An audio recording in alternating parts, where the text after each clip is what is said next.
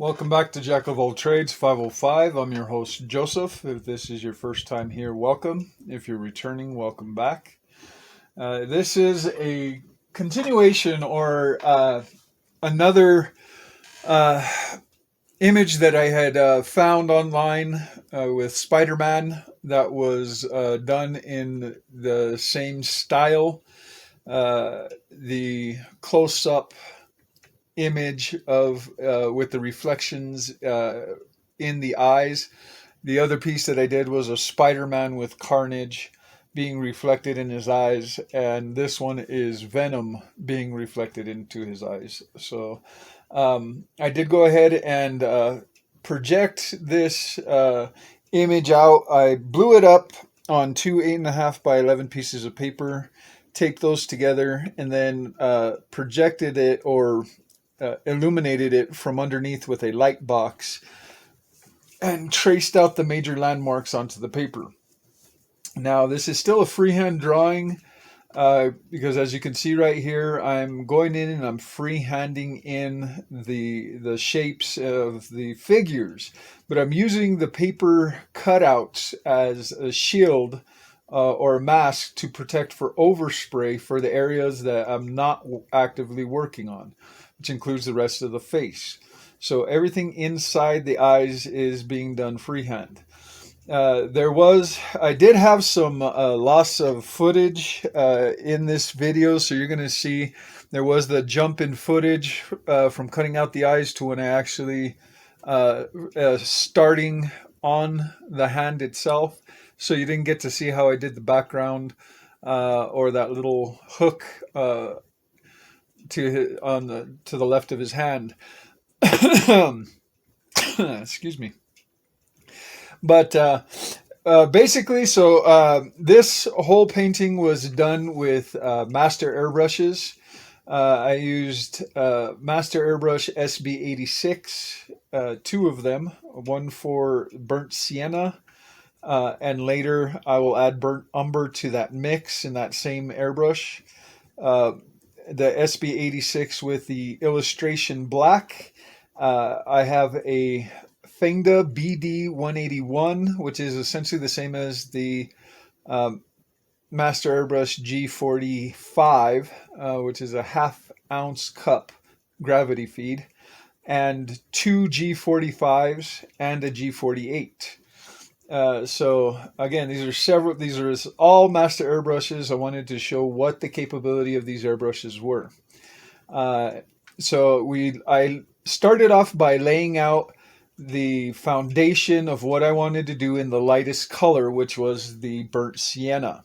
This color, when you spray it lightly and you erase through it, does leave a yellowish hint tint that gives almost a sun ray type of glow, which is what is, I believe, being depicted either the sun or some kind of explosion in the lower right corner of the eye. You see that it's really white, and that's supposed to, I think, be illuminating or the light source, and it's shifting his color from his red color to that more orange color because of the sun ray, and that's what the effect that we were going for. Now, here in the shadows, I went in with Payne's gray instead of pure black because one, it wouldn't be as dark, and black tends to muddy up colors. So the Payne's gray, by having the blue element in it against the red, actually shifted more of a purple color than a black, which actually in nature, dark blues, dark purples are actually more truer to a shadow than black is. And then I did go ahead and used pure black for the veins or little tentacle things that grow all over his arms, and just to add some more depth to the darkest areas of shadow. But for the most part, we try to avoid spraying too much black directly over any of the other areas. If I wanted to darken it up, I used Payne's gray instead. So here, again, just I tried to dust in the scarlet. Now, this scarlet is not straight scarlet. There are a couple of drops of red violet added to it to give it a little bit of a reddish, purplish uh, tint. Uh, I guess could have went with magenta and just tinted it more, but more red and gone the other way. But I decided to go with the red scarlet base and tint it with the red violet. So and again, just with this, this is on 11 by 14 Yupo paper. So the Yupo paper is erasable. You can use an aggressive eraser dowel. It does not like the razor blade, or at least it doesn't like my razor blade. Some people may have success with it, but I guess a lot of people have problems with it. That's why Drew Blair developed his special synthetic paper that tolerates the blade better than Yupo paper, because yeah, it does not like it at all. But I didn't use the blade for any scratching techniques. I just used a Stadler Mars razor, uh, pencil eraser, a regular graphite stick pencil eraser, a electric eraser, AFMAT electric eraser, and a dowel. And that's pretty much it. Those are the only tools that I use for erasing. Oh, and a fiberglass scratcher. There's a small metal tool that you'll see me use as a fiberglass scratcher. Now, this painting I did do as part of a Facebook Live demonstration in one of my Facebook groups, so I did have people that were talking to me and interacting with me. So you'll see at points where it seems like I'm talking to the camera or I'm showing what equipment I'm using, and that's what's going on there. So just so you're aware. And here again, so as he moves away from that light source, we start to see more of Carnage's true color. So that's why instead of fleshing him out or rendering him out with the burnt sienna, I went with the scarlet and started to render him out, doing the basic shapes and most of the darkest tones, trying to lightly dust in tonal values and erasing back any highlights. Then I go in with a Payne's gray again because black can muddy up a color, and trying to use the Payne's gray rather than the illustration black to darken those veins and give them that color, especially because this whole side of the face seems to be more I would think his natural color, which is a dark black, shiny blue color. Here, there was, again, I had a loss in footage. The computer actually ran out of storage space, so I was stopped recording and didn't realize it. So there's this advancement in footage. I cleared up some space on my hard drive, continued on and finished the eyes. That was Payne's gray and some cobalt blue that was added to the lens in the background behind the hook growing off of his right shoulder. And the hook itself was rendered out in illustration black, or for the darkest areas, and fleshed out with Payne's gray. So here we move into the part where I was actually doing the Facebook Live. I was showing what equipment I was using, the types of erasers, and the different stencils that I'd be using. I started to map out all the different shapes of the right side of the face, his left side of his face, with the burnt sienna, because the light source that's emanating from that right side is casting a shadow or casting a light across his face. And for me, the easiest way to accomplish this look would be to actually render out the area in that base color. And when I go back in with the black, the illustration black, the way that I've always painted with black is that I've tried to maintain as much of the white of the surface for the highlights, and spray lightly where I want very little tone, and heavier where I want darker tone. And by laying down this burnt sienna beforehand, it creates this undertone which, after we lay down the black, looks like the light source is actually tinting his skin. And so that's how I went about achieving that coloration. I guess with black and illustration colors, I could have done it in black and then sprayed that illustration burnt sienna over the top.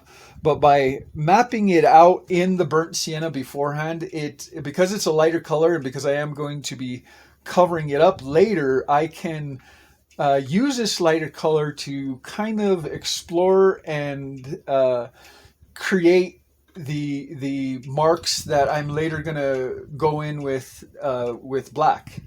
And that's where you see that we're at right now. I've switched to the SB86 and I'm going in with the illustration black on this right side of the face.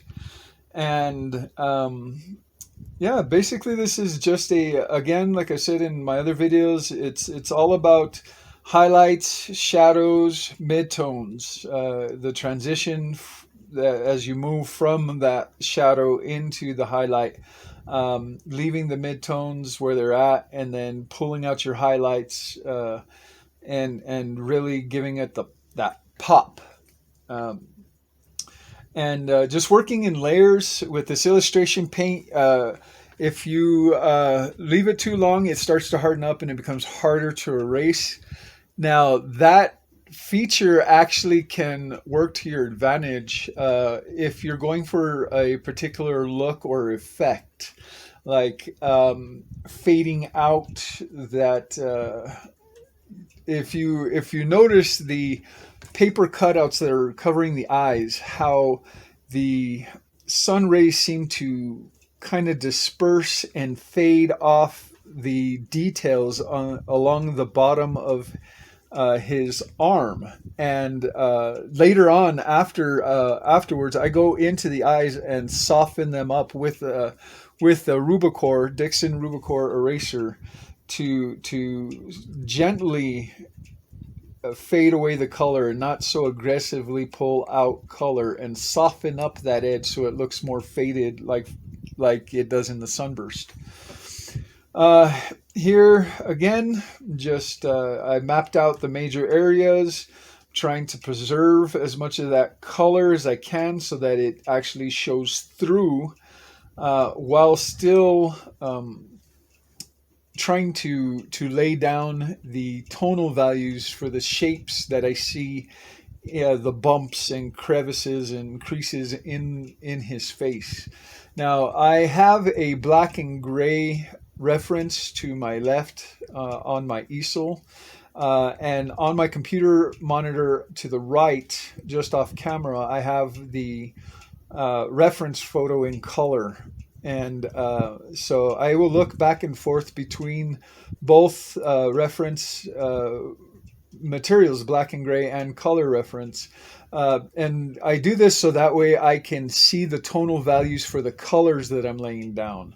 If I'm using a particular color and I'm not too sure if I'm laying down enough color, if I've put enough, I will kind of look at my black and gray and see how saturated that particular section looks in gray compared to the section next to it, and I will compare that to the section of color that I'm using and pretty much make a determination whether or not I've gone dark enough. All right, so at this point I have switched over to the Payne's Gray for the left side of the face. The Payne's Gray has a blue tint hue to it. So this actually works really well for different effects. Sometimes you want that blue shift, and then sometimes you want more of a warmer shift, which the illustration at least the batch that I have, tends to be a little bit more warm than obviously the Payne's Gray, which intentionally has blue in it. Um, but still, you get the contrast between the two. And I do spray, try to spray back and forth between both sides, because by layering in the Payne's Gray in just the darkest areas on the illustration side, it actually darkens up those sections even darker without actually shifting it blue, and vice versa. By spraying the illustration black into the Payne's Gray area, it gives it obviously a darker tone than the Payne's Gray is capable on its own. Okay, so now that we've completed the forehead section, we've moved down to the lips. I made the decision to use a paper mask to protect the teeth and the tongue while I continued fleshing out the rest of the head and the dark areas of the face. Again, this is still freehand airbrushing, just like many other freehand artists that use frisket. They draw out their pattern, they'll lay down frisket to protect for overspray while they work on a particular image, and then they will remove the frisket and continue to spray and build off of that image that they lay down within the frisket. Here, I'm essentially doing the same thing. I'm just doing it in paper and with magnets. So again, I love magnets. They don't leave a residue. You don't have to keep buying spray to lay down and stick to it. Just get you a metal board, get you some magnets, and it's residual. You just continue to use them. They're repositionable, and they're a time saver. Honestly, they really do help. And here, this just continuing to look at my reference and looking for shapes. Looking like here, this is a vein that or some artery coming off of his neck that is rounded. So I try to give it that cylinder appearance by going darker towards the edges and lighter towards the center, and then erasing back the little ripples and highlights because his skin is kind of wet and very reflective, so you have a lot of specular highlights. Here you just notice that I was using a shield to block off for the side portion on the neck as it was going a different direction. Oftentimes, even in freehand airbrushing, you need to use shields in order to get certain effects, to get a flow that you can't achieve if you're trying to control the paint and not using a shield. So that just don't be afraid to use shields in your freehand work. This is still freehand. You're not cheating. It's just you're using a tool to complete out the full image. So here, just cutting away more of the mouth and rendering in the last parts with illustration black. The left side of the face was all Payne's Gray with touches of black to darken it up. On the right, there's still more of that reflection of red and gold coming off of the explosion to his right, I guess. And here I just removed all the paper masks just to get a full kind of idea of what I was looking at and the full impact of what I've completed so far. At this stage, I'm going to go ahead and move on to the teeth. This is where we actually, close to where we ended the live stream. Once I actually render out the teeth and the gums, that's where we ended it. But here, I was just seeing these shapes here. You'll see me render them out with scarlet and some burnt sienna, and then it looks like I completely covered them up in black. But up close, it's actually not as dark as it appears in the video. You can actually see those ripples in and the color variation in the, I guess, the gums towards the inside of his mouth. Here we're just spraying in burnt sienna for the kind of dirty, dingy looking teeth that he has, and erasing in the highlights. Now, erasing in highlights at this stage might seem moot because it doesn't appear like it's making too much of a difference, but as you begin to layer upon layer, those marks start to show through in subsequent layers and has a cumulative effect that will add to the overall look. So here again to the left side of the face, concentrate Payne's gray for the color, and even into the top of the gums, or top of the teeth into the gums, there was a lot of dark shadows. That's why I did go ahead and use the Payne's gray to flesh that out. Here I'm using the G48 to actually spray Titan buff onto the teeth, just so we have more of a variation from pure white, and so when I do erase through to the surface, that the pure white is more noticeable. So that's why I did use a Titan buff over the surface of the teeth before I went in and started to add in more color and variation. So at this point, I was done with the burnt sienna as it is straight from the bottle, and I added about 1-to-1 mixture of burnt umber, maybe a little bit less of the burnt umber, just to shift it to a darker tone. And on this first tooth, I think I went a little too dark. This is actually only supposed to be just a subtle shift where it's dirtiest or darkest, and I think I went a little too dark, but as I layer and I add in the gums, it becomes less and less noticeable. So you'll find, even if you think that you've made a mistake, leave it alone, keep working, and come back to it. And afterwards, if you really feel that you need to correct it. But oftentimes you'll feel that it's not even necessary. So I just kind of left it alone and I moved on. Now, once I kind of laid in the color in the tooth, I moved on to the gums, and here we're using that scarlet and red violet mixture, basically fleshing out the shapes and the tones, and then moved back to the burnt umber, burnt sienna mix to darken and shift that tone to a more flesh tone than a bright red or pinkish tone. And then went in with some Payne's gray or some illustration black, and darkened just the darkest areas, the little corners, and gave it just the lightest dusting to shift the tonal value down a little bit. Not enough for you to really tell that it is dusted with black, but enough to shift the tone. Again, just going in, seeing highlights, pulling those out as I see them.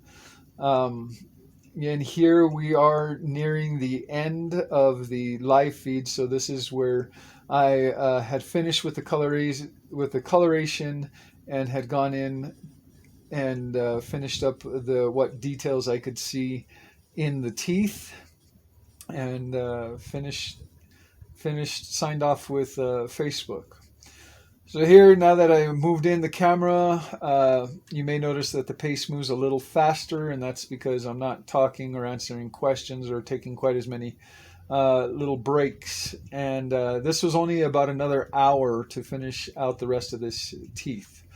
Here we're using the burnt umber, burnt sienna to flesh out the gums and the rest of the teeth. Some Payne's gray for those back teeth that aren't getting as much of a color shift as you get towards the front, maybe because they're more in shadow or because the light source closer to them is cooler. And then the right teeth, again, burnt sienna, some scarlet, burnt umber, and then black to darken or shade. here, the burnt umber and burnt sienna mixture for the tongue. Uh, just spraying in darker towards certain areas, fleshing out some of the details with the burnt umber before going in with the black, illustration black for the veins and little details in the tongue.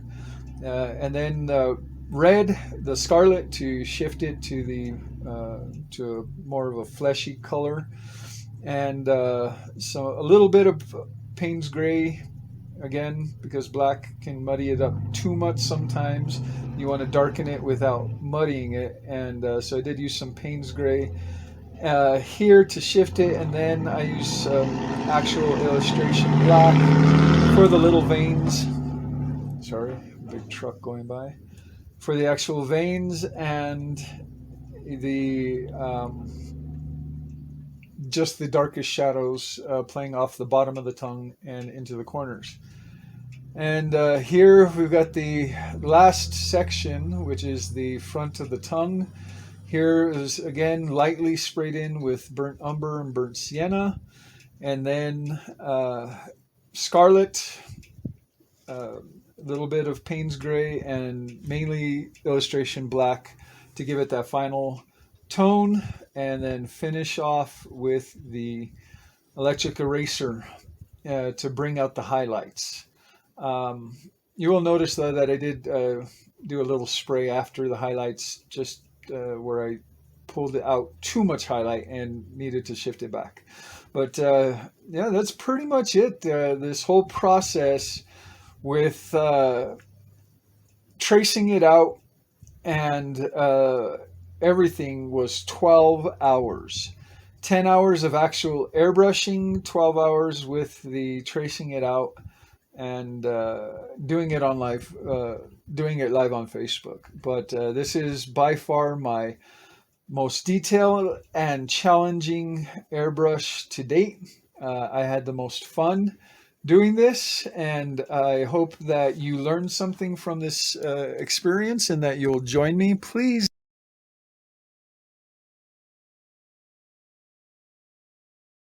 And I post new videos. Thank you, and you guys have a great